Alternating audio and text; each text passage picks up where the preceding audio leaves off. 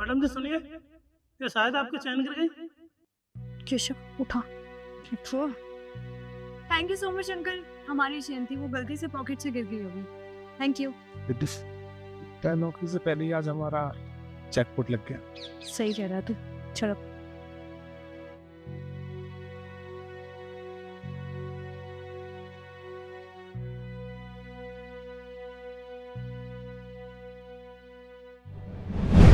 Madam जी आपके पैसे गिर गए।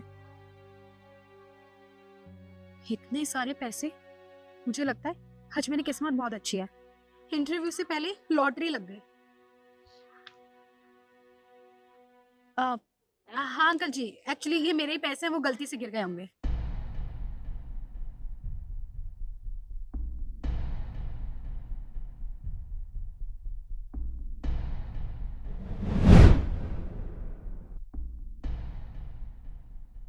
Thank you so much uncle ji. अभी चलते चलते जेब से गिर गए थे पैसे, आपने बता दिया। Thank you.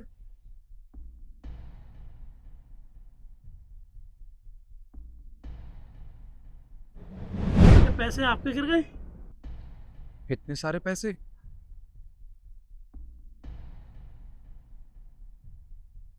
चाचा जी ये पैसे तो मेरे नहीं है, ये शायद किसी और के गिर गए होंगे। अरे साहब इतने सारे पैसे जब आपको मिले तो आप ही रख लो। ये कैसी बात कर रहे हैं आप? जब ये पैसे मेरे हैं ही नहीं तो मैं इन्हें कैसे रख सकता हूँ? क्या पता कोई ये पैसे बैंक से निकाल के लाया हो या उसे कहीं देने हो। अगर उसके पैसे मैं रख लूंगा तो उसका तो बहुत बड़ा नुकसान हो जाएगा ना। और वैसे भी कोई देखे ना देखे, भगवान तो सब कुछ देख रहे हैं। एक काम कीजिए, जिसके ये पैसे हैं ना वो वापस जरूर यहाँ पे आएगा, तब आप ये उसको दे देना, ठीक है? आप रखिए। अरे साहब आप भी भगवान पर भरोसा करते हो। आधे मुझे दे दो, आधे आप रख लो, कौन देखता है। रख लो। नहीं चाचा, ये बहुत गलत बात है। ये पैसे आप नहीं रख सकते। जब ये पैसे किसी और की मेहनत के है ना तो आपका इन पे कोई हक नहीं बनता है।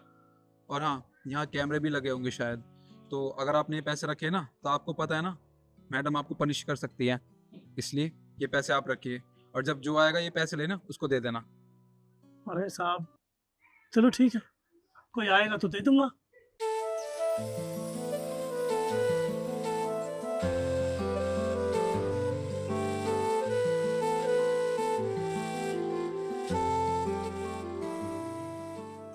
नमस्कार, आप लोगों का स्वागत है। वैसे मुझे बताते हुए खुशी हो रही है कि आप लोगों का इंटरव्यू हो चुका है और जिस कैंडिडेट का सिलेक्शन हुआ है वो है मिस्टर निखिल। क्या बकवास है ये? अभी हमारा इंटरव्यू कैसे हो गया? इंटरव्यू तो छोड़िए, आपने इनका सिलेक्शन कैसे कर लिया? अभी तक तो हम बॉस से भी नहीं मिले हैं। और वैसे भी बिना बॉस से मिले, बिना इंटरव्यू हुए सिलेक्शन कैसे हो सकता है? और किसने कहा कि आप लोगों का इंटरव्यू नहीं हुआ है? देखिए मैम, ऑब्वियसली इंटरव्यू नहीं हुआ है। अभी तक हम बॉस के कैबिन में नहीं गए, पिछले 1 घंटे से यहाँ पे बैठ के वेट कर रहे हैं और इंटरव्यू हो कैसे सकता है? मैं समझाती हूँ।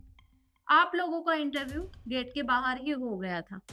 आप लोगों के साथ वहाँ जो भी कुछ हुआ वो आप लोगों के इंटरव्यू का हिस्सा था और वो सब मैंने ही करवाया था, क्योंकि मुझे देखना था कि कौन ईमानदार है और कौन नहीं। लेकिन आप लोगों ने बाहर जो भी कुछ किया उससे ये तो साबित हो गया कि आप चारों में से कोई भी ईमानदार नहीं है।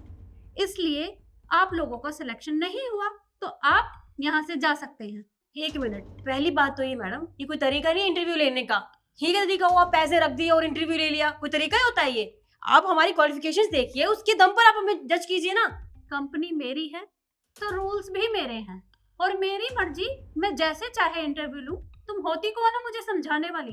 एक तो तुम्हारे मन में इतना लालच भरा हुआ है और तुम यहाँ मुझे ही राय दे रही हो कि मुझे किस तरह से इंटरव्यू लेना चाहिए।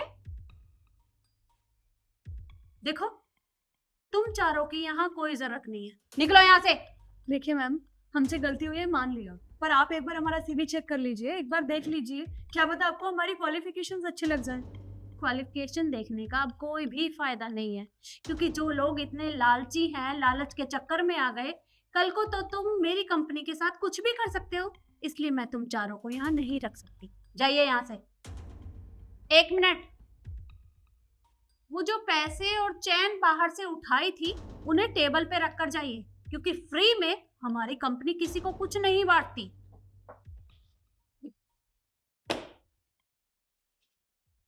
अब निकलिए यहाँ से।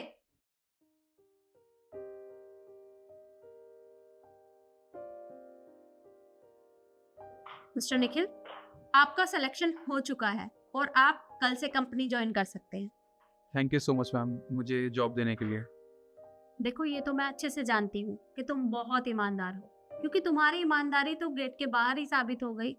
बाकी अगर तुम हमारी कंपनी के साथ जुड़े रहे तो तुम्हें बहुत जल्दी तरक्की भी मिलेगी। ठीक।